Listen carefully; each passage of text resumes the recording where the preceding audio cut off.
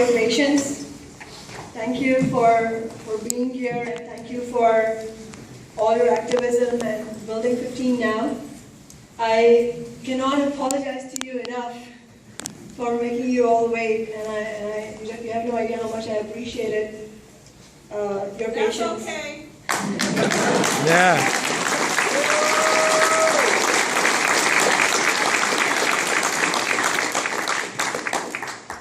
It was kind of a dramatic or anticlimactic day in Seattle. It depends on which way you look at it. Depends on which side you're on. And so I will talk about what happened today. But I think what happened today will make a lot of sense if we go a little bit into the past and just trace our footsteps into why we are even here today, how we got here today. The whole topic of the headlines in Seattle today has been about the mayor's committee and what they did do or did not do. But what the corporate media will systematically leave out in their narrative is that we would not be talking about $15 an hour had it not been for grassroots efforts. We made this happen. The mayor of Seattle will not want to admit it, but we know the truth, that it was fast food workers, the labor movement that made CTAC Prop 1 happen, and our historic campaign to get a socialist elected to Seattle City Council. Woo!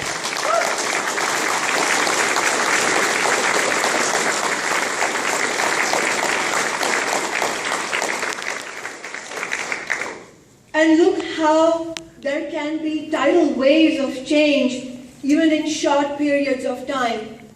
When we launched our campaign last year, it had been only a few months since the fast food workers in New York City had courageously marched out of their jobs demanding 15 and a union.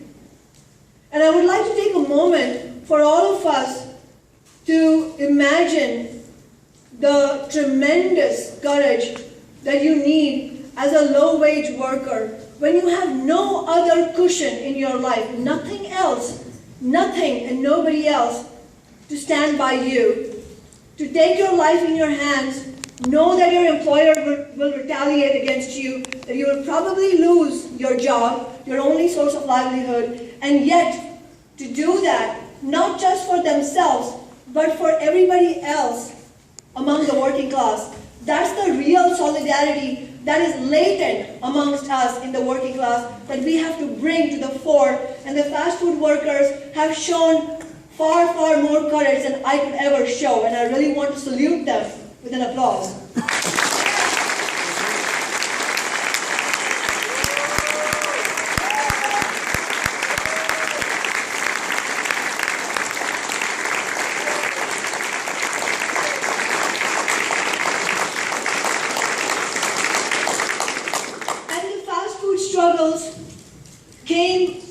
The social conditions obviously came from the capitalist system, but the courage to speak out against it, the willingness to stand out against the status quo, really is built in by the system, and it all started in this age today for us.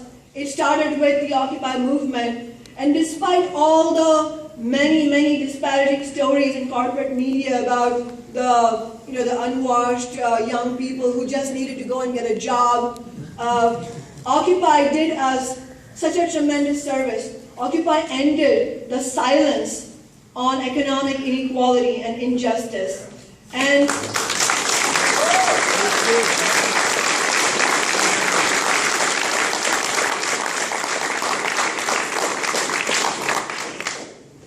in 2012, in the wake of the winding down of Occupy, when all people, whether you want to call them liberal, left, progressive, whatever, were all told by the Democratic Party establishment, you better stop all this and hunker down and do GOTV, get out the vote for Obama, get out the vote for all the Democrats, because that's what you're supposed to do as a good liberal.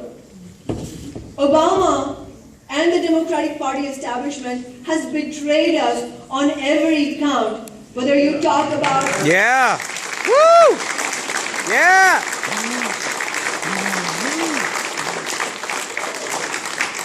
Whether you talk about deportations or domestic surveillance or income inequality or the Keystone XL pipeline and climate change, we have seen nothing change. Instead, there has been an intensification of attacks against public education. And I can tell you firsthand, because I'm a community college teacher, and I have seen our budgets being squeezed out.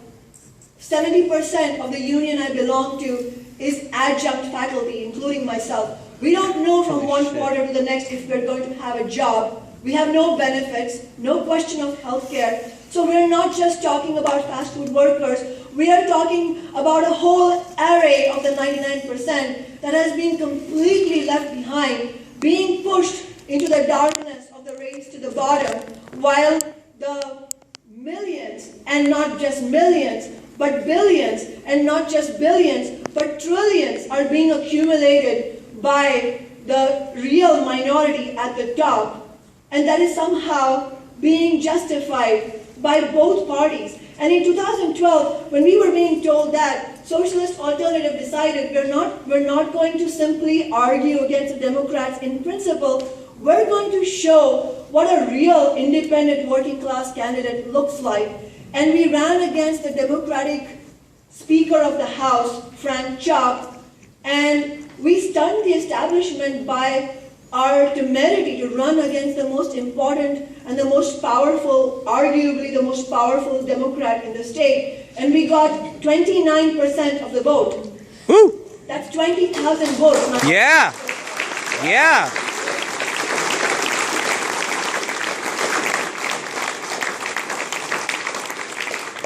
And we took that momentum into our campaign for city council. At the same time, the CTAG battle was starting to shape up.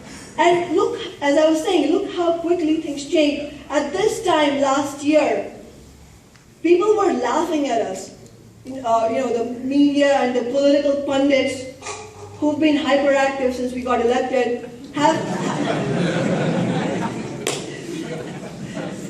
were poo-pooing this idea of $15 an hour. And, let alone the idea of an about socialist being elected. That was beyond the pale. And we put this on the agenda. We ran on a campaign of $15 an hour minimum wage for all workers in Seattle, taxing the rich to fund mass transit and education, and affordable housing and rent control. They said none of this would happen. None of this would see the light of day. And yet, towards the sort of halftime of the campaigning season, we could see that something was changing. And just before the campaign ended, less than a month before election day, the mayor, the person who's now the mayor, Ed Murray, who was running for mayor last year, came out in support of $15 an hour. And this, my friends, is not a victory for the Democratic Party establishment. This is a victory for us because we forced them to stop ignoring it. We made it impossible. We made it politically unviable for the leading mayoral candidate to ignore this. They were afraid that they might actually lose the election if they did not come out in support of 15. That's the power of majority opinion. Yeah. Woo!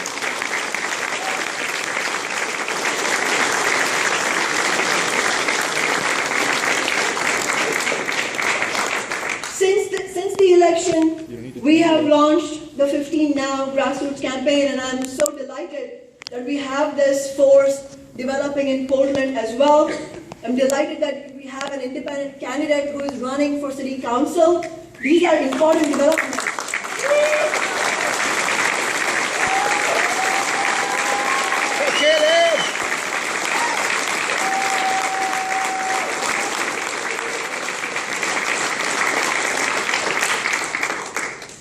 And while we launched the grassroots campaign, while we have been urging others like us in the working class to run as independent candidates. Well, we have been taking the voice of the working class in Seattle to all over the nation. The mayor set up a committee which admittedly included me and included many members of the labor movement, also included the Seattle's Metropolitan Chamber of Commerce. Do you know who the Chamber of Commerce represents? It represents Boeing, Microsoft, Amazon.com, Starbucks, Nordstrom's, Target, Walmart, Sam's Club. These are the people who were invited to the table to make a decision on the fates of 100,000 workers in Seattle who make the city run and yet continue to live in poverty. Boo.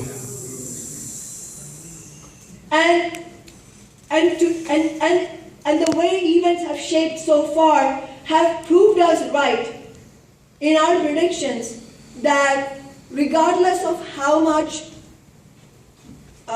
support the establishment says it is going to give us on 15, it is never going to be a substitute for building on the ground. And let us never forget that we can never be complacent. On the contrary, we haven't done enough. We need to keep building, keep mobilizing. And what has happened on the committee? When the committee was formed, I agreed to join that committee on the condition that I would not be bound to any restrictions on my activism outside the committee. And it was good. It was a positive thing that the mayor agreed to that without, unbegrudgingly.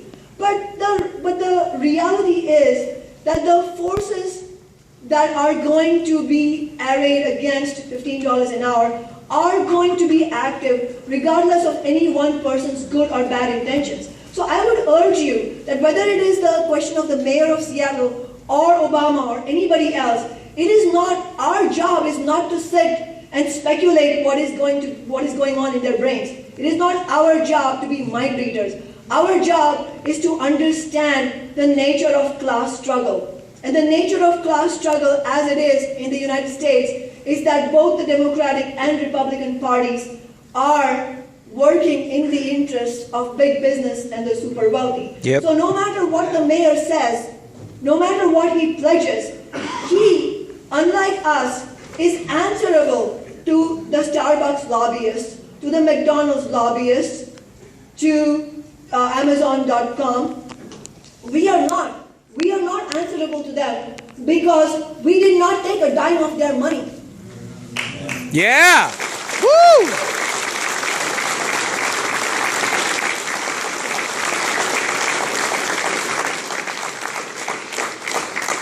And we are setting an example of what kind of politics the working class needs. The working class needs independent candidates who are bold in stating their allegiance, their loyalty. Our loyalty is only to the working class, to those who are oppressed and marginalized. Our loyalty is not to the CEOs, and we don't apologize.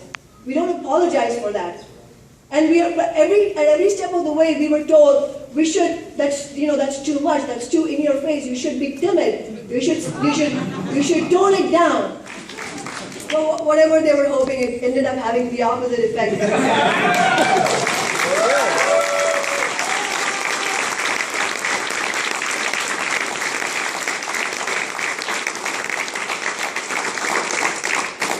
The mayor's committee was set up with the idea of coming up with what the mayor said, and it's not just him, it's the whole political establishment, what they call a reasonable solution for the problem of income inequality. And to find this reasonable solution, a committee was formed that was half populated by the very forces that have been responsible for this income inequality. The very corporations that keep their workers in poverty. And so we had predicted going in that this committee is not going to be capable of coming up with a solution that actually works for the working people of Seattle, for low-wage workers. And for 4.5 months, this committee has met and has deliberated many hours. I was there for at least for the full committee discussions. There was a lot of private discussions that I was not part of course. But as a committee, we met for several hours. We had economists from the University of Washington and UC Berkeley come in and give us absolutely thorough and academically rigorous analysis from 1,500 different studies that show decisively that putting a substantial increase of wages in the pockets of low-wage workers not only improves their standards of living, but has a boosting impact on the local economy. At first, the discussion around the table was, who said 15? One of the business owners I talked to said, I'm editing some of his choicest words here, but he said, I am outraged that I have to be here discussing 15. My workers are black and Latino kids who don't know anything. I have to show them how to clean the toilet with a toilet brush. I have to show them how to chop a tomato. Why should I be paying these workers 15? They should be paying me for all their. Ooh. But you know what? They could not say these things in public, and we should acknowledge this as a victory for the movement, because they are no longer able to say that and yet be considered, good human beings. Yeah. Woo. Woo.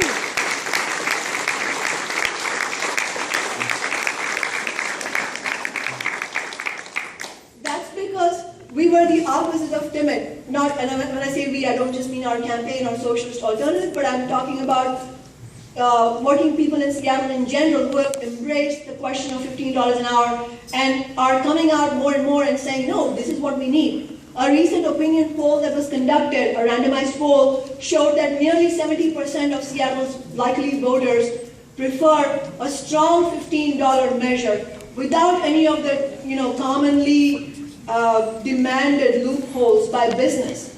It's very hard for big business, with all the millions of dollars that they have, it's very hard for them to speak against 70% of a city that wants something. And this has been the force that has stood us in good stead. And so the battle lines moved from challenging the number 15 or the question of a minimum wage increase to another terrain. So now you started hearing businesses saying, oh, I've always been for 15. The mayor said this was his dream since he was a child.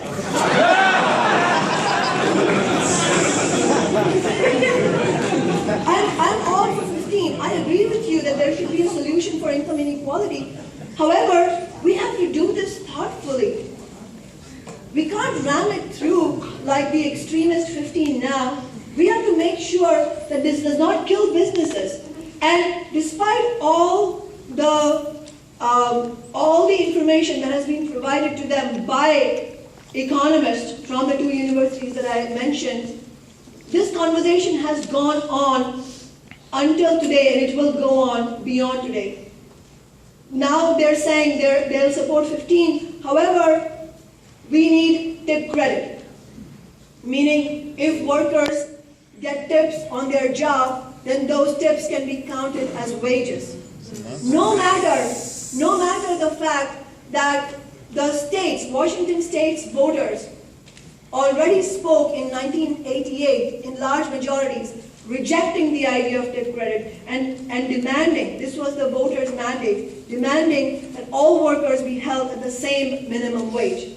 They are using our battle for $15 an hour to overturn a victory that was already achieved by us in the past. Yep. We have to be vigilant against this. Yes. We cannot accept this simply because we're getting 15 in name. We have to stand against tip credit. The other thing they're talking about is healthcare credit.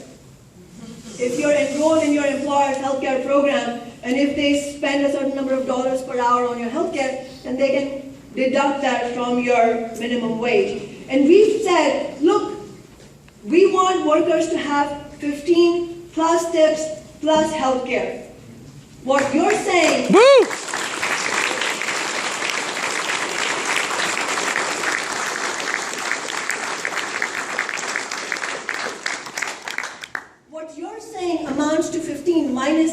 minus healthcare. You can't take your healthcare card and buy a loaf of bread at the grocery store. You need wages, you need spendable dollars. We need the standards of living to be improved in a real way. We don't want a Swiss cheese 15, we want a real 15. Yeah.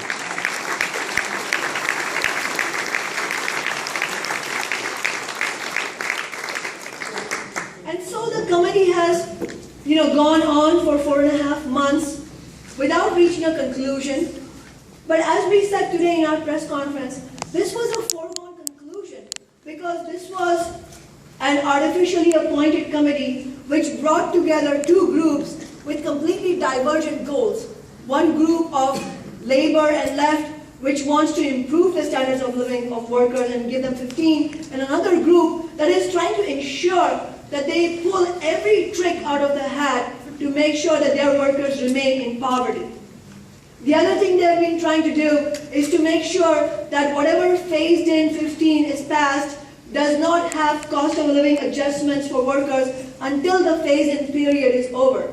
You don't have to be a math graduate to know that if we let that happen, then it's not going to be a real 15.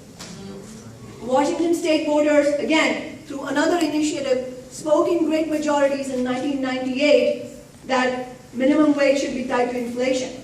Again, this is another way in which they're using the $15 struggle, our struggle, to undermine our past victories. We don't want a solution where it's one step forward and two steps back. We reject that. And we're showing them that we are vigilant. But our task now is to mobilize the movement to a heat that Seattle hasn't seen in a long time. Woo! And Woo! Yeah. And you all have to be there with us on Saturday because we need you. We need you to win 15 in Seattle so that we can come back here and help you win 15 in Portland. Yeah. All right.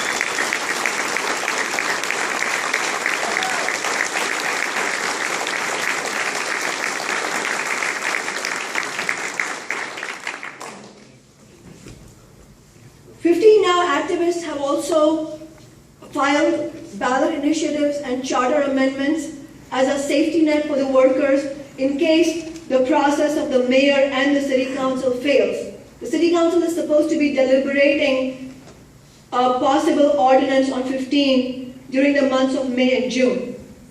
They need to hear our voices. They need to hear our feet stomping on the streets of Seattle. They should not be able to forget for even a single moment who they are supposed to be accountable to. They have to be accountable to the workers of Seattle. And today, when the mayor went on his press conference to announce that he didn't have an announcement to make, he said that I am trying hard to reach a majority on the committee because we want a civil engagement in this process. I say there is nothing more civil than the working class rising up and demanding its rights. Woo! Woo! Hey!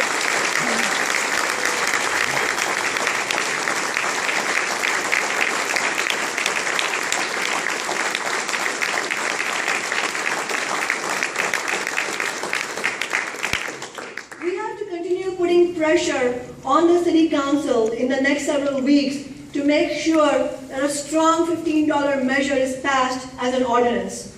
I will be doing whatever I can inside City Hall, but we have to work together outside City Hall because that is really going to determine what the council members will do. Because they have Starbucks lobbyists whispering in one ear and McDonald's lobbyists whispering in the other ear. So we have to be loud and clear.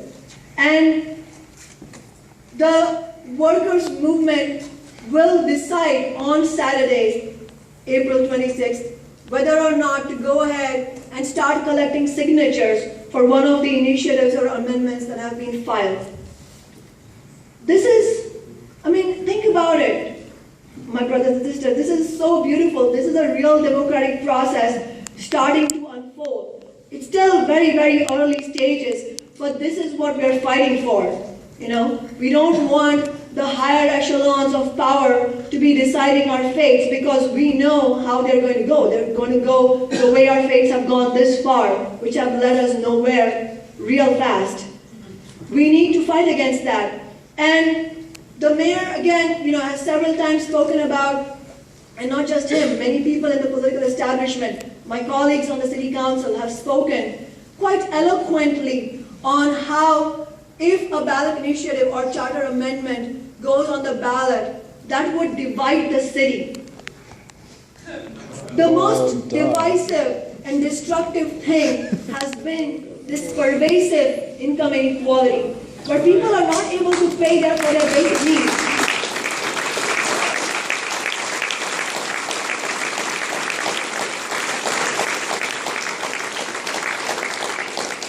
And it is extremely important for low-wage workers, for social justice activists, community organizations, and the organized labor movement to stand together and stand strong at this moment. There's a tremendous responsibility on the shoulders of the labor movement.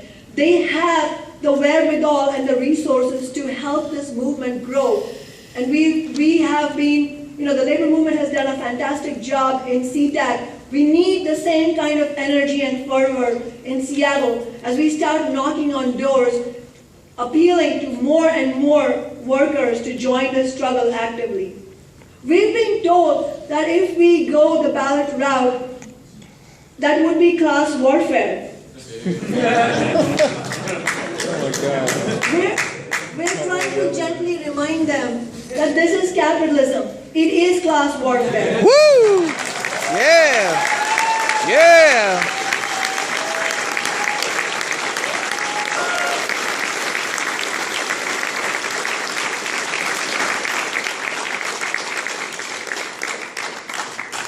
And as one of the writers I admire, Barbara Ehrenreich, said, so far it has been like aerial bombardment from the super wealthy towards the rest of us. What's changed in Seattle is not that there is a new class warfare. What's changing is that workers are starting to fight back, and I would say about time. Yeah!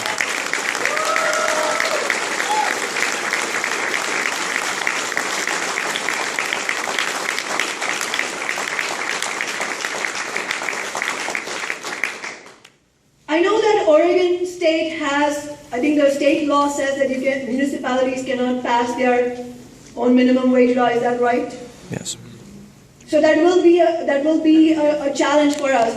But just to give you an example of how this might have come about, I don't know the history of what happened in Oregon, but in 1988, something else happened in Seattle in addition to the initiative that brought all tipped workers to the same minimum wage. There was a strong move in Seattle towards rent control. How many of you support rent control?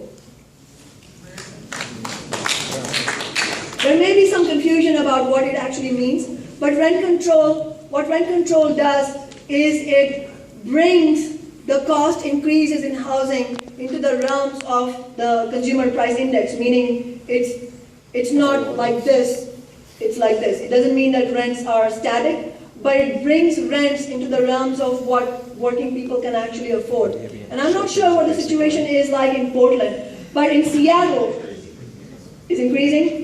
So it's like Seattle, costs are skyrocketing. And in the 80s, there was a move towards rent control, and the state legislature reacted to it by outlawing rent control statewide. This is what they will do. And we have to remember that while we should use every legalistic and other maneuvers available to us, other avenues available to us, sometimes the right thing to do may be to challenge existing laws. Yes. And we may need to do that. Yes.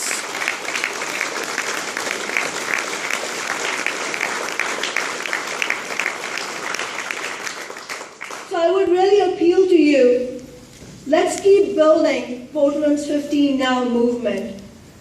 I would also appeal to you, as a socialist, as a member of Socialist Alternative, please seriously consider joining Portland's new branch of Socialist Alternative.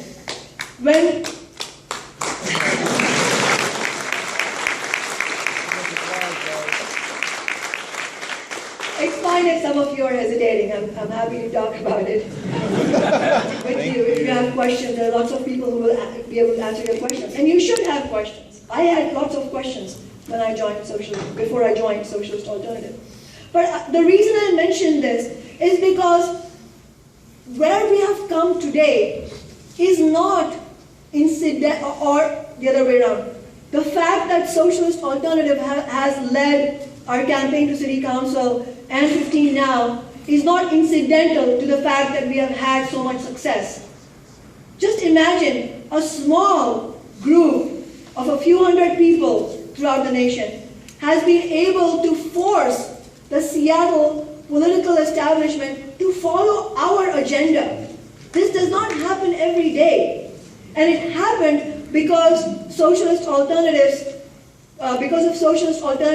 perspectives, political analysis, our willingness to seriously debate and discuss within the organization, but act in a unified manner, act in an organized manner, our willingness to take up local struggles that will energize and activate young people, retirees alike, our willingness to engage in politics. This is what has got us this far.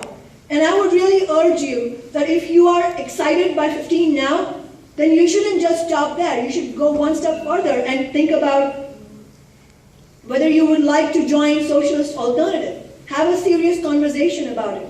It's okay if you don't feel ready, but have that conversation. Come to Seattle on Saturday for the 15 Now National Conference. It will be incredible. There's going to be hundreds of people there. It will be just a rare opportunity to meet activists from all over the nation. And finally, but not the least, I appeal to you all to please donate to help retire our campaign debt so that we don't have to keep looking backwards and we can keep moving forwards. Solidarity.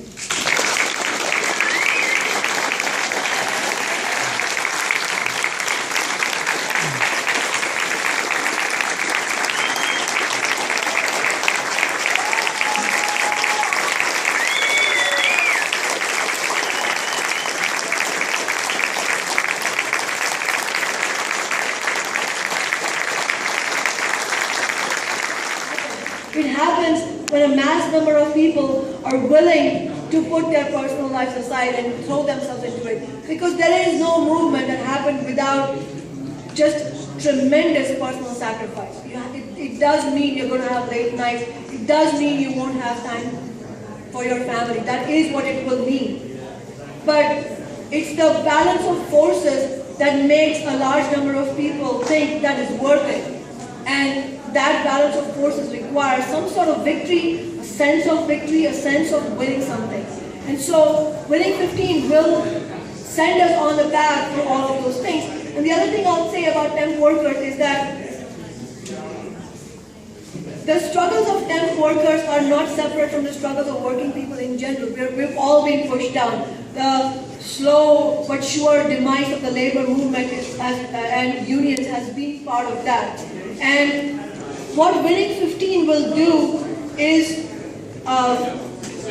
really help workers understand that they can fight for other things. So when we win 15, what we want to do, if we get our way, and this is where we need you to be with us in the struggle, we want every worker to get $15 an hour. So it doesn't matter whether you're temp or full-time.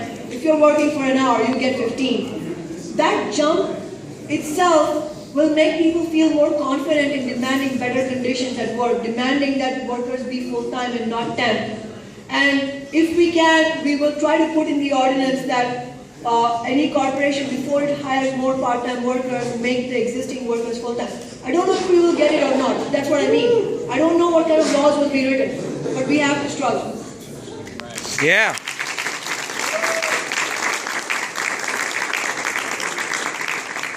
as we struggle to build 15 now, as we appeal for your help in Seattle, let's not forget that making sure Nick Caleb wins the city council seat is extremely important.